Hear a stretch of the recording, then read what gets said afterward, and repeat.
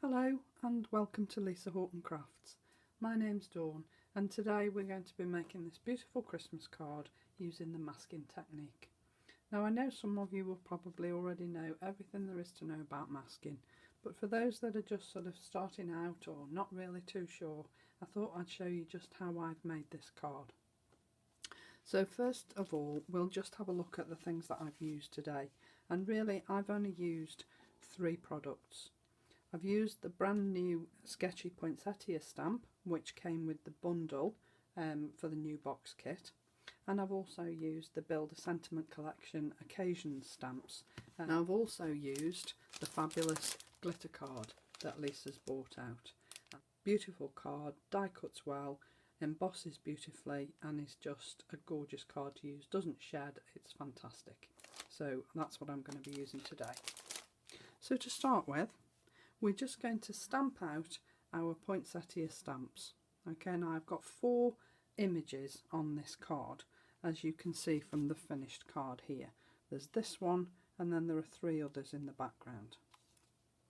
Now, when you're doing the masking technique, the best way I can describe of doing making your own masks is just plain and simple post-it notes.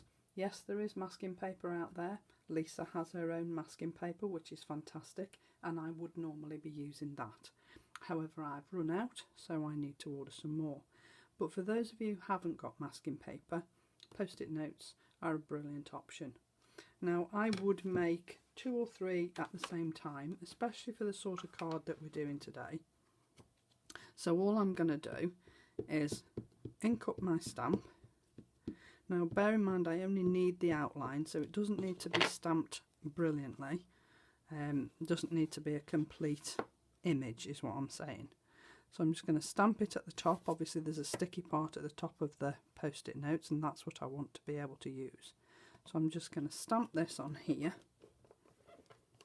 like so. And then what I would do is I would cut out about 3 or 4 at the same time. Peel your post-it notes off your pad, and if you peel them towards you rather than backwards, you'll find that they don't curl at the top. So then I would just cut those out, and I would be left with several masks ready to use on my stamping. I'm not going to cut these out now because I've already got some, but I've got it there ready to use if I need some more. So to start, we're going to put our first stamped image down. Now, I'm using, as I said, the SKETCHY poinsettia stamp, which came as part of the bundle with the box kit, and I do think this particular poinsettia stamp is just so, it's a little bit different, and it's because it's got that sketchy effect to it, if you like. So I'm just going to stamp this down here onto my card. Give it a good press in the middle so that you get all the image onto your card, and then lift it off. Now you see that is a perfect image.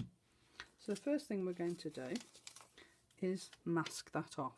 Now what you have to remember is when you're doing this technique and you're masking, the first thing that you stamp is the thing that's going to appear in the foreground.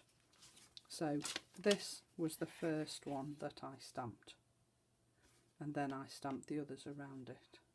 So this is going to be the one that appears in the foreground. So I'm going to place my mask on top of my stamped image here, and then I'm going to go ahead and I'm going to stamp the other 3 images and mask them off as I go.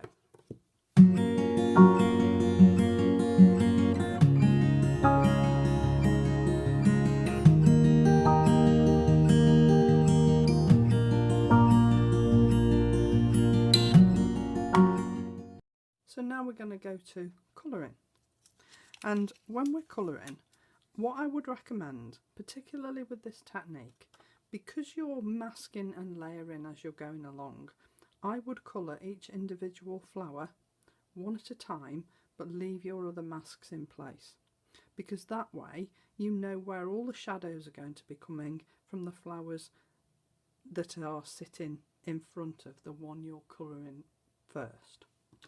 Now what I'm going to start off with is the shadows that are going to sit slightly behind the petals of the flower, because obviously when a petal sits in front of another petal it does cast a little bit of a shadow. So I'm just going to go ahead and do all the shadows, just bear with me.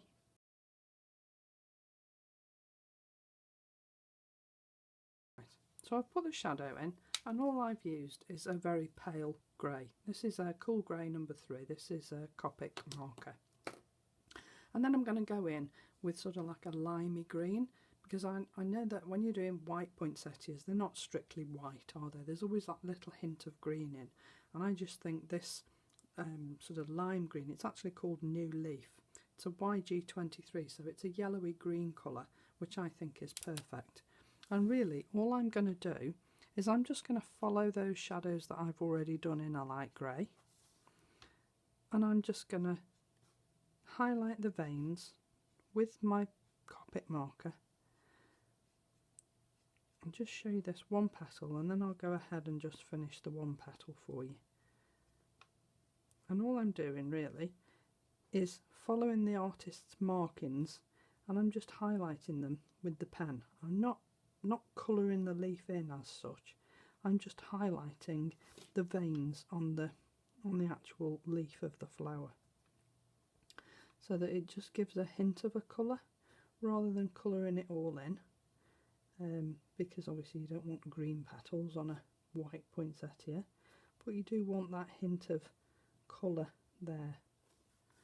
Okay, so that's that one leaf done, and I think I probably go over the main vein of the petal again, and then I'm just going to go ahead and do the rest of that flower for you.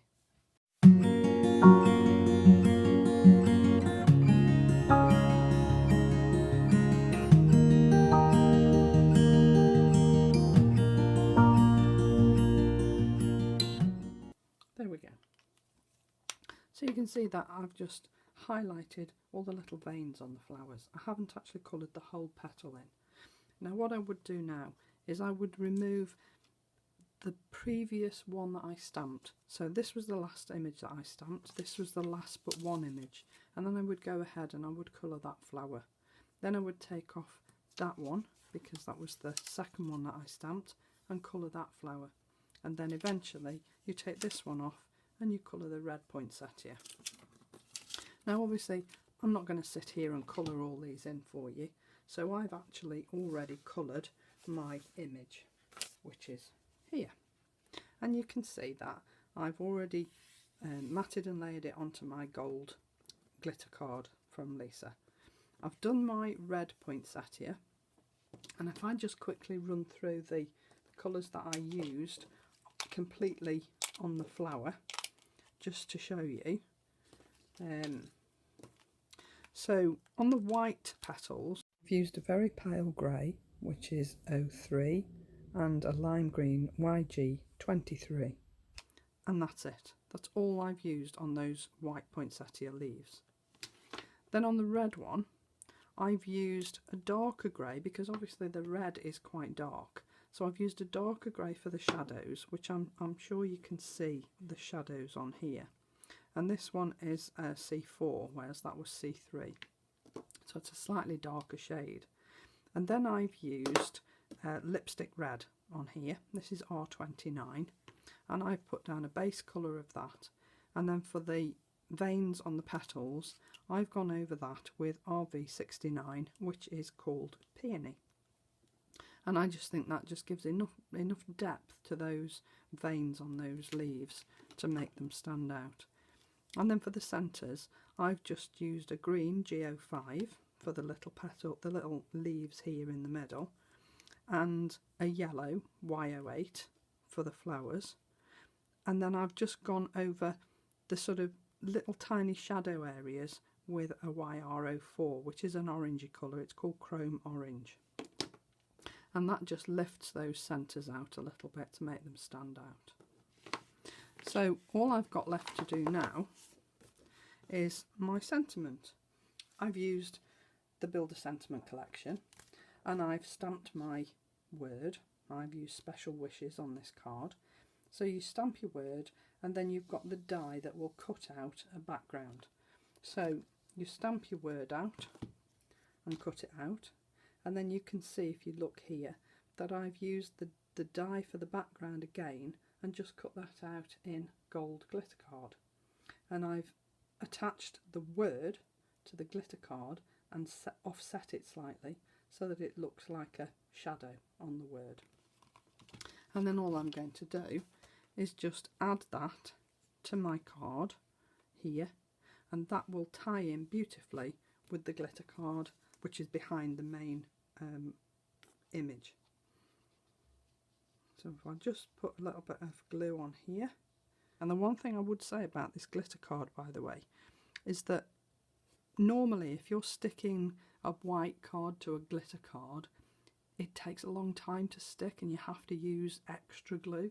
You won't have to do that with this glitter card because it's a non-shed glitter card, and it's almost as if the glitter is embedded into the card, and sticking extra things onto the glitter card is twice as easy because of that.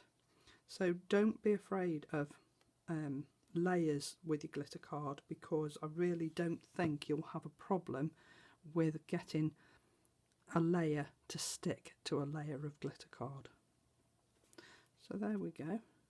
I mean, how simple was that? Yes, okay, the masking technique takes a little bit of time and a little bit of effort, but I honestly think, and I hope you'll agree with me, that it is well worth that little bit of effort to put in and spend a little bit of time with your masking and your colouring to make it stand out. So I'll leave you there today. Please remember to subscribe to the channel, and don't forget to hit the notification bell so that you get notified every time we add new content. Thanks very much for watching. I hope you enjoyed that. See you again very soon. Bye for now.